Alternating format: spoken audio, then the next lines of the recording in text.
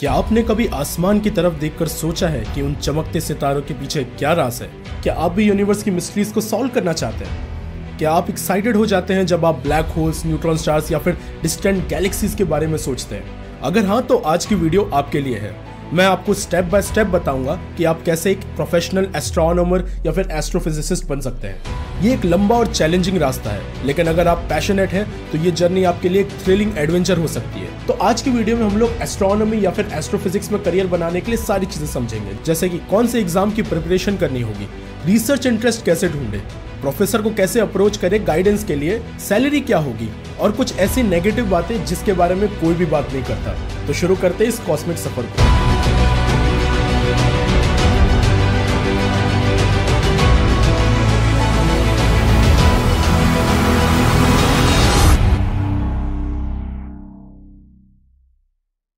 Hello curious people, जैसा कि मैंने बताया कि आज की वीडियो में हम लोग स्टेप बाय स्टेप सारी चीज़ों के बारे में बात करेंगे कि आप कैसे अपना एस्ट्रोनॉमी या फिर एस्ट्रोफिजिक्स में करियर बना सकते हैं। इस बारे में बात करने से पहले मैं थोड़ा अपने बारे में बता देना चाहता हूँ। मैंने अपनी मास्टर्स एस्ट्रोफिजिक्स और कॉस्मोलॉजी में कर रखी है। जब मैं बैचलर्स में था तब मैंने डॉक्टर टिब्रेवाला के साथ विम डार्क मैटर फील्ड में काम किया था, और उसके बाद मास्टर्स में आने के बाद प्रोफेसर कौशिक भट्टाचार्य जो IIT कानपुर से हैं, उनके साथ मैंने स्केलर फील्ड डार्क मैटर पे काम किया था। उसके बाद मैंने प्रोफेसर पंकज जोशी के साथ नेकेड सिंगुलैरिटी और ultra high energy cosmic rays की फील्ड में काम किया था, और कुछ टाइम आइजर बरहमपुर में हेवी आयन कोलिजन्स के ऊपर काम किया था। तो आज की इस वीडियो में मैं अपने एक्सपीरियंस, मेरे प्रोफेसर के एक्सपीरियंसेस और मेरे कलीग्स जो वर्ल्ड में अलग अलग जगह पे रिसर्च कर रहे हैं, उन सबके एक्सपीरियंस के बेसिस पे बताऊंगा। इस वीडियो को एंड तक देखिएगा, क्योंकि सारी पॉजिटिव बातें खत्म होने के बाद मैं इस फील्ड का एक नेगेटिव बात भी बताने वाला हूं, जिसके बारे में कोई बात नहीं करता है। अब स्टार्ट करते हैं कि इस फील्ड में करियर कैसे बनाया जाए।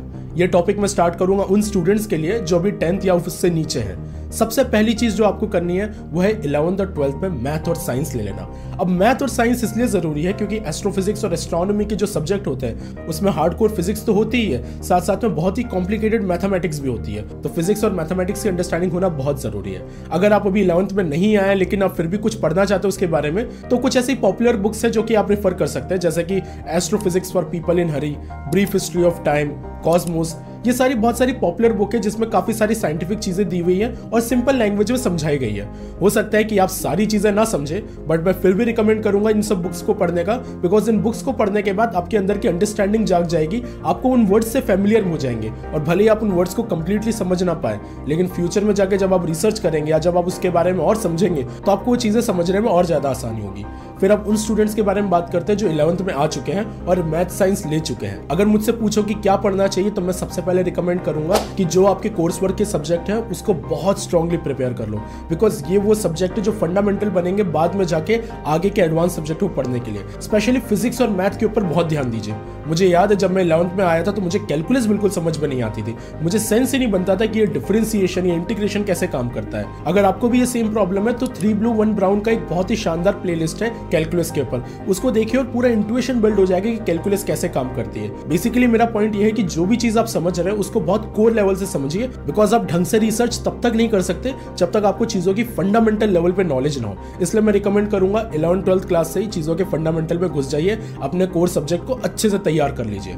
अब बात आती है कि कौन से एग्जाम्स देने पड़ेंगे ताकि हम लोग एस्ट्रोफिजिक्स में करियर बना सके। अनफॉर्चुनेटली इंडिया में मेरी नॉलेज में ऐसा कोई कॉलेज नहीं है जो डेडिकेटेड बैचलर्स डिग्री देता है एस्ट्रोनॉमी या एस्ट्रोफिजिक्स में। हाँ, ऐसे कॉलेज जरूर हैं जहां आपको सेमेस्टर वाइज इलेक्टिव्स मिल जाएंगे, लेकिन डेडिकेटेड डिग्री देने वाला कोई कॉलेज नहीं है। तो उसके लिए आपको या तो BSc करना होगा या BS करना होगा या इंटीग्रेटेड BS-MS करना होगा। इनमें डिफरेंस ये होता है कि BSc 3 साल का कोर्स रहता है, BS 4 साल का कोर्स रहता है जिसमें रिसर्च के ऊपर थोड़ा ज्यादा फोकस मिलता है, और इंटीग्रेटेड BS और MS 5 साल का कोर्स रहता है जिसमें आपको साथ ही साथ मास्टर्स डिग्री भी मिल जाती है। तो सबसे फेवरेबल सिचुएशन ये रहेगी कि आप BSc, BS या BS-MS ये डिग्री परस्यू करें। बहुत सारे ऐसे लोग भी होंगे जो कि इंजीनियरिंग ऑलरेडी स्टार्ट कर चुके होंगे या फिर उनको इंजीनियरिंग स्टार्ट करना पड़ेगा। तो डोंट वरी, इंजीनियरिंग के बाद भी आप मास्टर्स और PhD के लिए अप्लाई कर सकते हैं। लेकिन अभी मैं बात करता हूं कि BS, BSc या BS-MS डिग्री में एडमिशन लेने के लिए क्या करें। सबसे पहले एग्जाम की जो मैं बात कर रहा हूं वो सबसे पॉपुलर एग्जाम भी है, जॉइंट एंट्रेंस एग्जामिनेशन या फिर JEE का एग्जाम देने से आपको ऐसी बहुत सारी IITs में एडमिशन मिल सकता है जो BS या फिर BS-MS इंटीग्रेटेड कोर्स ऑफर करती हैं। हालांकि IIT का फुल फॉर्म होता है इंडियन इंस्टीट्यूट ऑफ टेक्नोलॉजी, जो कि मेनली इंजीनियरिंग और टेक्नोलॉजी के लिए बना हुआ है, लेकिन वहां पर भी फंडामेंटल साइंस के ऊपर काफी काम हो रहा है। इसके अलावा एक और एग्जाम होता है IAT यानी कि आइजर एप्टीट्यूड टेस्ट। तो जैसे कि IIT बना हुआ है टेक्नोलॉजी के लिए, तो वैसे ही आइजर का फुल फॉर्म होता है Indian institute of science education and research. तो ये भी एक इंडियन इंस्टीट्यूट है, लेकिन specifically for science and research के लिए। तो ऑब्वियसली अगर आपको रिसर्च फील्ड में ही जाना है, so your priority should be more on IISER than the IITs। और ऐसा मैं इसलिए बोल रहा हूँ क्योंकि आइजर का पूरा माहौल ही बना है रिसर्च और साइंस को थ्राइव करवाने के लिए, जबकि IITs मेनली इंजीनियरिंग वालों के लिए फोकस्ड है। वो मेन कॉलेज ही इंजीनियरिंग वालों के लिए है, इसलिए जितने भी आइजर्स हैं ये एक बेटर माहौल प्रोवाइड करते हैं। अब कोई भी आइजर में सिर्फ 4 साल की BS नहीं होती है, यहाँ पर BS प्लस MS 5 साल का इंटीग्रेटेड कोर्स होता है। तो अगर आपको आइजर में एडमिशन मिल जाता है तो आपको ये 5 साल का कोर्स करने को मिलेगा। इसके साथ साथ IISc बैंगलोर, जो कि अपने में ही बहुत बड़ा नाम है, और IIT मद्रास, ये दोनों इंस्टीट्यूट्स भी आइजर एप्टीट्यूड टेस्ट के थ्रू एडमिशन लेते हैं, तो यहाँ पर भी जाने की पॉसिबिलिटी है। इसके अलावा एक और एग्जाम है जिसका नाम है नेशनल एंट्रेंस स्क्रीनिंग टेस्ट, जिसको हम लोग नेस्ट कहते हैं। इसकी मदद से आप नाइजर में एडमिशन ले सकते हैं। नाइजर का फुल फॉर्म है national institute of science education and research, जो कि भुवनेश्वर में है, या फिर आप चाहे तो CEBS में भी एडमिशन ले सकते हैं, जो कि बॉम्बे में है। इसके अलावा बहुत सारी यूनिवर्सिटीज को भी ऑप्शन है जो कि आप कंसीडर कर सकते हैं, जैसे कि दिल्ली यूनिवर्सिटी, उस्मानिया यूनिवर्सिटी, बनारस हिंदू यूनिवर्सिटीज, और भी बहुत सारे एग्जाम्स है। इनके क्या एडमिशन क्राइटेरिया है उन सबकी डिटेल आपको इनकी वेबसाइट पे मिल जाएगी। लेकिन मेरा मेन ये बताना है कि ये सारी एग्जाम के लिए प्रिपरेशन करना आपके लिए बहुत जरूरी है, ताकि आपको एक अच्छे कॉलेज में एडमिशन मिल सके। चलिए मान लीजिए अगर आपके पास ऐसा सीन आ गया कि आपने इन सारे एग्जाम से बहुत अच्छी रैंक की और आपके पास ये सारे ऑप्शंस ओपन है, तो आपको कौन सा कॉलेज चूज करना चाहिए। वैसे तो लोगों के दिमाग में सबसे पहली चीज जो आएगी वो चीज ये आएगी कि जिस कॉलेज की कट ऑफ सबसे ज्यादा हाई होती है, यानी कि जो सबसे ज्यादा रेप्यूटेड उस रिस्पेक्ट में माना जाता है, वह एडमिशन ले, जो कि लॉजिकली साउंड भी करता है। लेकिन अगर आपको पहले ही पता है कि आपको एस्ट्रोनॉमी और एस्ट्रोफिजिक्स में जाना है, तो मैं आपको रिकमेंड करूंगा कि वहां की फैकल्टीज के बारे में देखिए, वहां के प्रोफेसर्स के बारे में देखिए कि कौन उस फील्ड में काम कर रहा है, कौन से कॉलेज में ज्यादा उस चीज का माहौल है। क्योंकि कई बार कोई कॉलेज भले ही अच्छा हो सकता है, लेकिन उससे कम अच्छे कॉलेज में ऐसे प्रोफेसर हो सकते हैं जो कि ज्यादा अच्छी गाइडेंस प्रोवाइड कर सके आपके रिसर्च एरिया में। इसलिए मैं रिकमेंड करूंगा कि आप एक बार सारे अच्छे कॉलेजेस की वेबसाइट में जाके उनके फैकल्टीज के बारे में देखिए, उनके प्रोफेसर्स के रिसर्च एरिया के बारे में देखें, और उसके बाद अपना डिसीजन ले। ऐसा भी हो सकता है कि आपको इन सब में से किसी कॉलेज में एडमिशन न मिले, तो भी कोई टेंशन की बात नहीं है। आप नॉर्मल किसी प्राइवेट कॉलेज से BSc या BS करके भी आगे अपना करियर बढ़ा सकते हैं। अब कॉलेज में जाने के बाद बात आती है कि भाई अब एस्ट्रोनॉमी या एस्ट्रोफिजिक्स में रिसर्च कैसे करना है। बात यह है कि ये दोनों फील्ड अपने में बहुत बड़ी है। जब कोई कहता है कि मैं एस्ट्रोफिजिक्स में रिसर्च कर रहा हूं, तो पूरे एस्ट्रोफिजिक्स में रिसर्च नहीं करता है, वो एक कोई स्पेसिफिक टॉपिक पे रिसर्च कर रहा होता है। तो चैलेंज आता है कि आप अपना स्पेसिफिक टॉपिक कैसे फाइंड करें। अब पॉपुलर मीडिया में सुपर सिमेट्री, स्ट्रिंग थ्योरी और ये सारे वर्ड्स इतने ज्यादा फैले हुए हैं कि आपके दिमाग में आएगा कि चलो हम इस पे ही रिसर्च करते हैं। लेकिन मैं बोलूंगा कि उसको स्टार्ट करने से पहले आप पहले थॉरोली रिसर्च फील्ड को जानिए कि क्या लोग अभी भी एक्टिवली उस फील्ड में काम कर रहे हैं, क्या इस फील्ड का सही में फ्यूचर में कोई स्कोप है, क्या ये फील्ड डेड एंड पे तो नहीं पहुंच रही है, और भी बहुत सारी चीजें आपको कंसिडर करने की जरूरत है। उसको करने का बेस्ट तरीका है कि आप सबसे पहले तो बहुत सारे कॉन्फ्रेंसेस को अटेंड करिए, ये जानने के लिए कि अभी रिसर्च एरिया में क्या चल रहा है। और डोंट वरी, मुझे पता है कि आपको उस कॉन्फ्रेंस में ज्यादा चीजें समझ में नहीं आएंगी, और वो आपका इंटेंशन भी नहीं है। आपका इंटेंशन है उन जार्गन से फेमिलियर होना, उन रिसर्च एरिया से फेमिलियर होना, और इस बात से फेमिलियर होना कि कितनी सारी डाइवर्स फील्ड है एस्ट्रोफिजिक्स और एस्ट्रोनॉमी में इटसेल्फ में।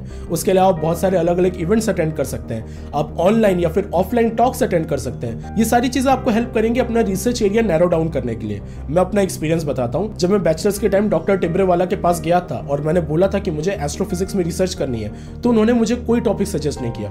उन्होंने ये बोला कि ढूंढ के आओ कि तुम्हें किस में इंटरेस्ट है। मैंने 1-2 हफ्ते का टाइम लिया, मैंने बहुत सारी अलग अलग फील्ड्स देखी, तब मुझे रियलाइज हुआ कि मुझे डार्क मैटर में इंटरेस्ट है।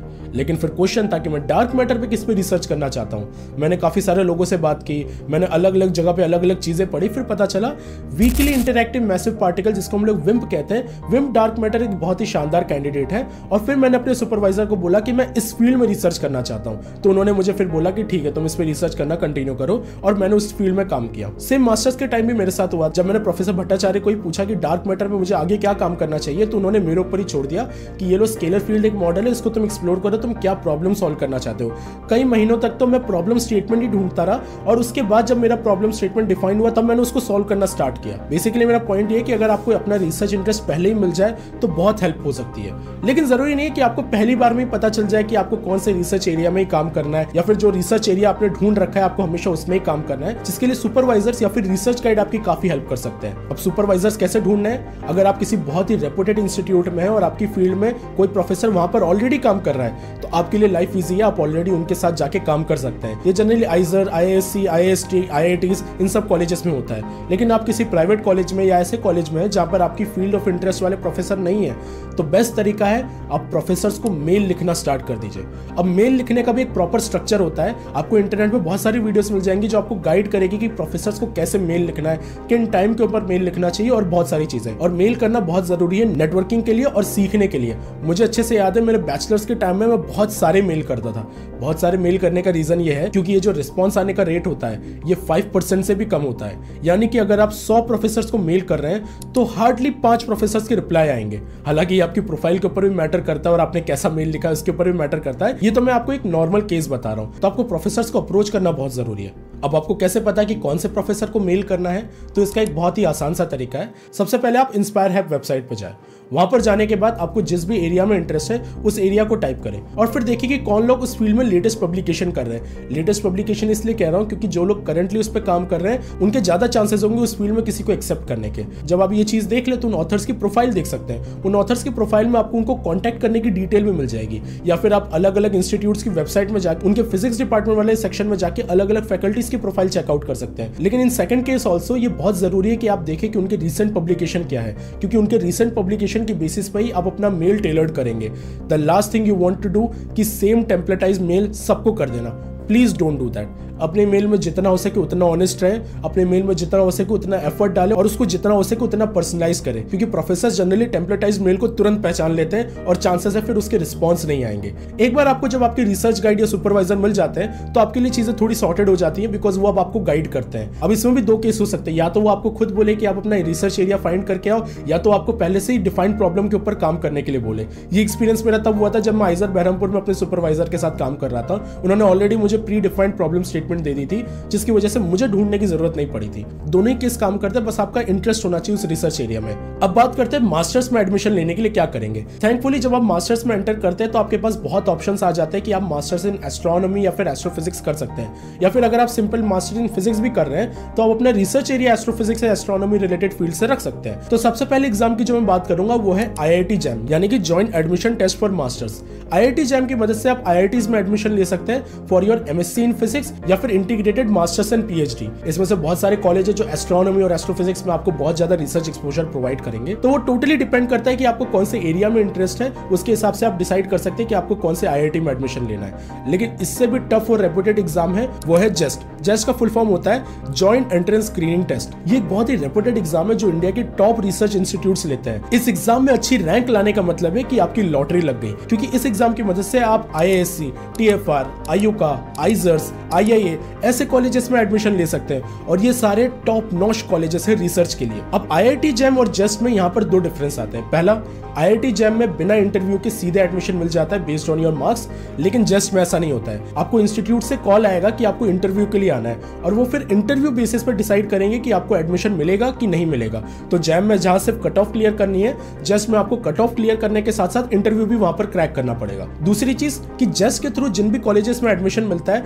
ज्यादातर में सिर्फ मास्टर्स डिग्री नहीं मिलती है, बल्कि मास्टर्स और PhD इंटीग्रेटेड डिग्री मिलती है। इसके अलावा जेस्ट एग्जाम लोग इंडिपेंडेंटली जिनको सिर्फ PhD करनी है उसके लिए भी दे सकते हैं। लेकिन इन 2 एग्जाम्स के अलावा भी अलग अलग रिसर्च इंस्टीट्यूट्स अलग अलग एग्जाम्स कंडक्ट करवाते हैं। जैसे TFR का खुद का अलग एग्जाम होता है, IUCAA का खुद का अलग से भी एग्जाम होता है, IIA का खुद का अलग से एग्जाम होता है। टेंशन मत लीजिए, ये सारी रेपुटेड इंस्टीट्यूट और उनके जो भी एग्जाम है, इसकी मैंने एक PDF तैयार कर रखी है जिसकी लिंक मैंने डिस्क्रिप्शन में दे रखी है। सो मेक श्योर आप वो PDF डाउनलोड करें जिसमें आपको सारी डिटेल्स मिल जाएंगे इंस्टीट्यूट के बारे में और कौन सा एग्जाम देना होगा उनमें एडमिशन लेने के लिए। तो ये तो बात रही उन लोगों की जिनको मास्टर्स या PhD में एडमिशन लेना है इंडिया के अंदर ही। लेकिन व्हाट इफ आपको इंडिया के बाहर जाके रिसर्च करनी है? What if you want to go abroad? अब आपको भले ही बैचलर्स के लिए जाना हो, मास्टर्स के लिए जाना हो या PhD के लिए जाना हो, कुछ एप्लीकेशन प्रोसेस एकदम सेम रहेंगे। सबसे पहले तो आपको IELTS या फिर TOEFL इन दोनों में से कोई एक एग्जाम देना पड़ेगा अपनी इंग्लिश प्रोफिशिएंसी को प्रूव करने के लिए। कई इंस्टीट्यूट ये एग्जाम वेवर भी करते हैं अगर आपके पास सफिशिएंट प्रूफ है कि आपने इंग्लिश में बहुत सारे कोर्सेज कर रखे हैं और आपकी इंग्लिश प्रोफिशिएंसी अच्छी है। उसके अलावा आपकी प्रोफाइल बहुत स्ट्रांग होगी अगर आप GRE का एग्जाम देंगे। अब अगेन GRE भी कंपलसरी नहीं है, बहुत सारे लोग बिना GRE फिजिक्स दिए भी जाते हैं, लेकिन अगर आप GRE एग्जाम देते हैं तो चांसेस है कि ज्यादातर इंस्टीट्यूट से आपको एडमिशन मिल सकता है। लेकिन ये सारी चीजें अप्लाई करते करते आपको एक और चीज इंश्योर करनी है कि आपके कॉलेज के ग्रेड्स बहुत अच्छे हैं और आपका रिसर्च एरिया बहुत अच्छा है। अब ये थोड़ी सी दुविधा आ जाती है, आई नो, ये मेरे साथ भी हुआ था, मेरे बहुत सारे कलीग्स के साथ भी हुआ था कि रिसर्च पे ज्यादा फोकस करें या ग्रेड्स पे ज्यादा फोकस करें। अनफॉर्चुनेटली दोनों पे ही फोकस करना पड़ेगा, क्योंकि अगर आप बाहर अप्लाई कर रहे हैं तो आपकी अच्छी सीजीपीए बहुत ज्यादा मैटर करती है। इंडियन एग्जाम्स को क्रैक करने के लिए भले एक मिनिमम सीजीपीए चल जाए, लेकिन बाहर के लिए एक अच्छी सीजीपीए होना बहुत ज्यादा जरूरी है। इसके अलावा अगर आपका रिसर्च में एक्सपोजर है तो वो बहुत ज्यादा आपकी प्रोफाइल को हेल्प कर सकता है। तो क्या क्या चीजें हैं जो आपको इंश्योर करनी चाहिए जब आप बाहर अप्लाई कर रहे हैं? सबसे पहला है गुड कॉलेज ग्रेड्स, जिसकी मदद से आपका ट्रांसक्रिप्ट बनेगा। फिर लेटर ऑफ रिकमेंडेशन, मैं एम्फसाइज भी नहीं कर सकता कि लेटर ऑफ रिकमेंडेशन कितना ज्यादा जरूरी है। मैंने ऐसे भी केस देखे हैं जिनके कॉलेज के ग्रेड्स बहुत अच्छे नहीं थे, जिनके पास रिसर्च एक्सपोजर बहुत अच्छा नहीं था, लेकिन क्योंकि उन्होंने लेटर ऑफ रिकमेंडेशन जिनसे लिया था उनकी बहुत अच्छी रेपुटेशन, उनके काफी अच्छे कॉन्टैक्ट है, जिसकी वजह से उनको बाहर एडमिशन मिल गया। तो लेटर ऑफ रिकमेंडेशन बहुत जरूरी है। इनफैक्ट अगर आप किसी ऐसी जगह पे अप्लाई कर रहे हैं जहां के लोग आपके सुपरवाइजर या फिर आपके रेफरी को पहले से जानते हैं, तो आपके एडमिशन के चांसेस बहुत ज्यादा बढ़ जाते हैं। तो अगेन लेटर ऑफ रिकमेंडेशन बहुत इंपॉर्टेंट है। इसके अलावा होता है statement of purpose. Statement of purpose लिखना भी अपने में एक अलग आर्ट है। आपको बताना पड़ता है कि आपका पर्पस क्या है वहां जाने का, आप क्या क्या अचीव करोगे। आपको उसमें भी एक बैलेंस रखना पड़ता है अपने बारे में, आपके गोल के बारे में, और क्या क्या चीजें आप एम करते हो अचीव करने के लिए। तो स्टेटमेंट ऑफ पर्पस लिखना भी बहुत जरूरी है। आपको यूट्यूब पे इसके बारे में भी भर भर के डिटेल वीडियोस मिल जाएंगे कि एक अच्छा एसओपी कैसे लिखा जाता है। और फिर साथ साथ में आपको अपना सीवी भी अटैच करना होता है। अब ये जो सीवी होता है, ये सीवी को अच्छे तरीके से लिखना बहुत इंपॉर्टेंट होता है, क्योंकि बहुत सारे इंस्टीट्यूट्स में ये जो सीवी होते हैं ये कंप्यूटर के थ्रू स्कैन होते हैं, जिसको हम लोग एटीएस कहते हैं। इसका मतलब ये है कि आपको ऐसा टेम्पलेट यूज करना है जो कि कंप्यूटर आराम से वैसे रीड कर सके जैसे आप रीड कराना चाहते हैं। मुझे लग रहा है कि मुझे डिटेल में इन सारे एप्लीकेशन प्रोसेस के ऊपर भी एक अच्छी वीडियो बना देनी चाहिए। सो डेफिनेटली मैं इसके ऊपर एक वीडियो बनाऊंगा।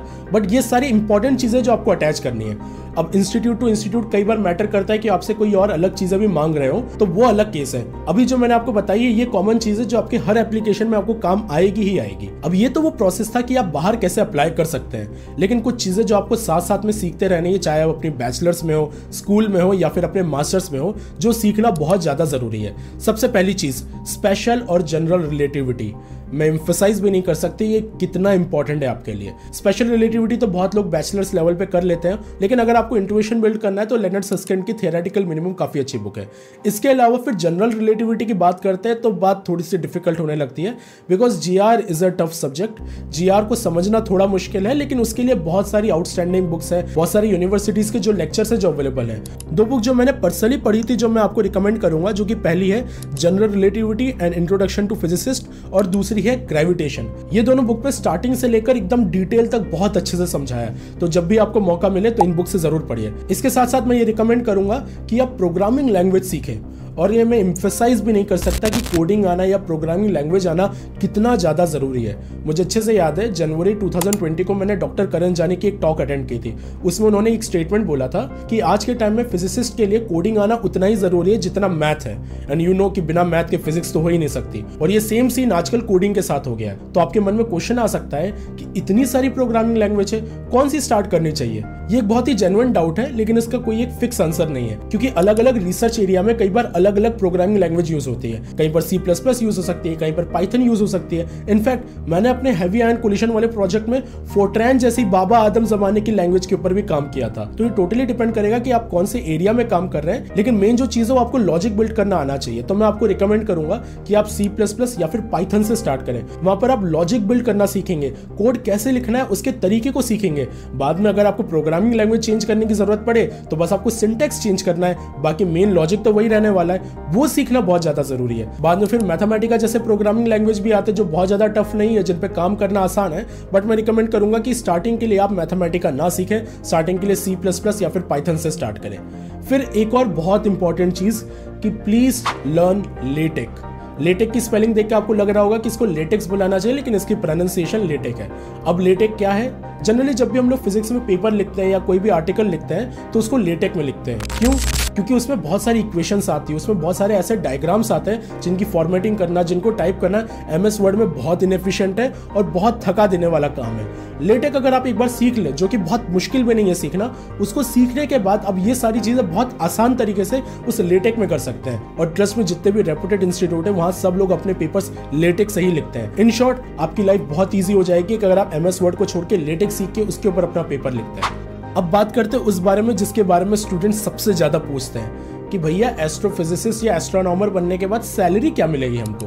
देखो, एक कोई फिक्स स्लैब बता देना कि इतनी सैलरी मिलती है इज वेरी डिफिकल्ट, बिकॉज ये सारी कंट्री टू कंट्री डिपेंड करती है, कौन सी फेलोशिप आपको मिल रही है और भी बहुत सारी चीजों के ऊपर डिपेंड करती है। तो अभी जो मैं सैलरी बताऊंगा वो सिर्फ इंडिया के हिसाब से बताऊंगा। स्टार्टिंग में पीएचडी से करता हूं। अब सबसे पहले मैं स्टार्ट करूंगा पीएचडी की सैलरी से। जैसा कि मैंने पहले बोला कि अगेन ये इंस्टीट्यूट पे डिपेंड करेगा आपने कौन सी फेलोशिप क्रैक की है, लेकिन जो मेजॉरिटी ऑफ द केसेस है उनके बारे में अगर मैं बात करूं तो उसके लिए होती है जेआरएफ। जेआरएफ के अंडर आपको 37,000 पर मंथ से लेकर 43,000 पर मंथ तक मिल सकते हैं। इसके अलावा जब आप पोस्ट डॉक के लिए जाएंगे तो इंडिया में मेजॉरिटी ऑफ लोगों को पोस्ट डॉक में 54,000 से लेकर 67,000 रुपीज तक मिलता है पर मंथ। फिर बात करते हैं असिस्टेंट प्रोफेसर के लिए, तो असिस्टेंट प्रोफेसर की स्टार्टिंग सैलरी 67,000 पर मंथ से लेकर 80,000 पर मंथ तक हो सकती है। अब अगेन ये जो भी मैंने सैलरी बताई है ये डिपेंड करेगा कि आपका एक्सपीरियंस कितना, आपका रिसर्च एक्सपोजर कितना है, आपको कौन सा ग्रांट मिल रखा है, आप कौन से इंस्टीट्यूट पे है। ये जो डेटा है ये मेजॉरिटी ऑफ द पीपल के लिए है, सबके लिए नहीं है। एक और क्वेश्चन जो मुझसे बहुत सारे लोग पूछते हैं कि इसरो में कैसे जाना है। इसरो में कैसे जाना है, इसके लिए मैंने एक बहुत ही डिटेल कन्वर्सेशन की थी मारिया रतलामी के साथ, जो कि इसरो में एक साइंटिस्ट है। उसमें उन्होंने अपनी पूरी जर्नी बताई है और वो सारे प्रोसेस बताए जिसकी मदद से आप इसरो में जा सकते हैं, इसरो में काम कर सकते हैं। तो मैं आपको रिकमेंड करूंगा कि आप ये वाली वीडियो जरूर देखें, इसकी लिंक मैंने डिस्क्रिप्शन में दे दी है। अब इससे पहले कि मैं वीडियो एंड करूं, मैं आपको कुछ ऐसे नेगेटिव पॉइंट्स बताना चाहता हूं इस फील्ड के बारे में जिसके बारे में जनरली लोग बात नहीं करते हैं, लेकिन बहुत इंपॉर्टेंट है कि आप इस चीज से फेमिलियर हो, क्योंकि मैंने आपको इस फील्ड के बारे में बहुत सारी पॉजिटिव बातें बताई हैं। So it is my duty कि मैं आपको उसकी कुछ नेगेटिव चीजें भी बताऊं। सी, रिसर्च में ये बहुत कॉमन है कि बहुत लोग प्रोफेसर बनने का परस्यूट बीच में ही छोड़ देते हैं। उसके बहुत सारे रीजन हो सकते हैं। सबसे पहला है इसमें टाइम बहुत ज्यादा लगता है। You have to do your bachelors, then masters, then PhD, फिर पोस्ट डॉक, और वो भी हो सकता है मल्टीपल पोस्ट डॉक करें, तो ये बहुत ज्यादा टाइम कंज्यूमिंग है। दूसरा है money. It is a harsh reality, but research में स्टार्टिंग में इतनी सैलरी नहीं मिलती है जितना जनरली इंजीनियर्स और एमबीए वालों को एक डिग्री करने के बाद सिर्फ मिल जाती है। वो इसलिए क्योंकि ये सारे प्रोफेशनल कोर्स है जिनकी मार्केट में बहुत डिमांड होती है और इंडस्ट्री बैठी रहती है इनको हायर करने के लिए। On the other hand astronomy और एस्ट्रोफिजिक्स फंडामेंटल साइंस के ऊपर काम करती है, और फंडामेंटल साइंस के ऊपर मार्केट के ऊपर कोई जॉब नहीं, क्योंकि इसका कोई इमीडिएट एप्लीकेशन नहीं होता। इमीडिएट एप्लीकेशन नहीं होता तो इसके कस्टमर्स नहीं होते, हेंस इसके ऊपर बहुत ज्यादा कंपनीज है नहीं प्लेसमेंट के लिए। एक और चीज है अनप्रिडिक्टेबिलिटी। जैसा कि मैंने आपको बताया कि आपकी मास्टर्स खत्म होने के बाद आपको पीएचडी के लिए अप्लाई करना है, पीएचडी खत्म होने के बाद आपको पोस्ट डॉक के लिए अप्लाई करना है, मेकिंग श्योर कि आप खाली ना बैठे रहे ताकि आपके पास ऐसा टाइम ना आए कि आपको कुछ पैसे ही नहीं आ रहे। पोस्ट डॉक आपकी खत्म हो तो आपको शायद नए पोस्ट डॉक के लिए या फिर full time assistant professor job के लिए अप्लाई करना है। तो ये सारी चीजें मिला के लाइफ में बहुत ज्यादा अनसर्टेनिटी आ जाती है, बहुत अनप्रिडिक्टेबिलिटी आ जाती है, जो कि बहुत लोगों को प्रॉब्लमेटिक लगती है। सबीना हसन फेंडर नाम की एक फिजिसिस्ट और साइंस कम्युनिकेटर ने इसके ऊपर एक डिटेल में वीडियो बनाई है कि रिसर्च में उनको क्या क्या चीजों में दिक्कत आई। अब वो वीडियो चेकआउट कर सकते हैं इस प्रॉब्लम को और डिटेल में समझने के लिए। इन सारे प्रॉब्लम्स के अलावा एक और प्रॉब्लम है कि रिसर्च में बहुत ज्यादा पेशेंस चाहिए होता है, क्योंकि रिसर्च काफी मुश्किल है। हो सकता है कि आपको कई महीनों तक लगे कि आप रिसर्च करने के लिए केपेबल ही नहीं है, हो सकता है कि आपको बहुत इनसिक्योरिटीज आए, जो कि काफी नॉर्मल है, बट ट्रस्ट मी, ब्रेन जो होता है बहुत ही प्लास्टिक चीज होती है। इसका मतलब है कि अगर आप कंटिन्यूअसली ट्राई मारते जाए, कंटिन्यूअसली उसके ऊपर एफर्ट देते जाए, तो definitely you will start to understand these things. मैं ऐसे बहुत सारे पीएचडी कैंडिडेट से मिला हूं जिनको स्टार्टिंग में लगता था कि हम तो शायद इतने क्वालिफाइड ही नहीं है कि पीएचडी कर पाए, लेकिन वो धीरे धीरे चीजों को समझते गए और बाद में अपनी फील्ड में काफी एक्सपर्ट बन गए। तो पेशेंस रखना बहुत ज्यादा जरूरी है, और ये सारे पॉइंट्स जो मैंने आपको बोले, ये सारे फैक्टर आप प्लीज कंसिडर करिएगा कोई एक बड़ा डिसीजन लेने से पहले। अगर ये सारी चीजें जानते हुए आप फिर भी रिसर्च में अपना करियर परस्यू करना चाहते हैं, then all the very best, you are very motivated and I am sure कि आप लाइफ में कोई बहुत ही बढ़िया चीज करेंगे। अगेन मैंने डिस्क्रिप्शन में उस पीडीएफ की लिंक डाल रखी है जिसमें आपको अलग अलग कॉलेजेस की लिस्ट मिल जाएंगी। अगर ये वीडियो से आपको वैल्यू मिली तो प्लीज इस वीडियो को लाइक करिए, कमेंट करके बताइए कि नेक्स्ट कौन से टॉपिक पे आपको वीडियो चाहिए, और ये वीडियो अपने उन फ्रेंड्स के साथ शेयर करिए जो कि एस्ट्रोफिजिक्स या एस्ट्रोनॉमी में अपना करियर बनाना चाहते हैं और उनके बहुत ही काम आएगी ये वीडियो। अगर आप मुझे सपोर्ट करना चाहते हैं तो प्लीज मेरे चैनल को सब्सक्राइब करिए, और नीचे डिस्क्रिप्शन में जाके माय लास्ट न्यूरॉन की लिंक से इनमें से कोई इंटेलेक्चुअल गुडी आप बाय कर सकते हैं, जिसकी वजह से मुझे काफी सपोर्ट मिलेगा। हम लोग फिर से मिलेंगे नेक्स्ट वीडियो में, तब तक के लिए स्टे क्यूरियस, कीप लर्निंग।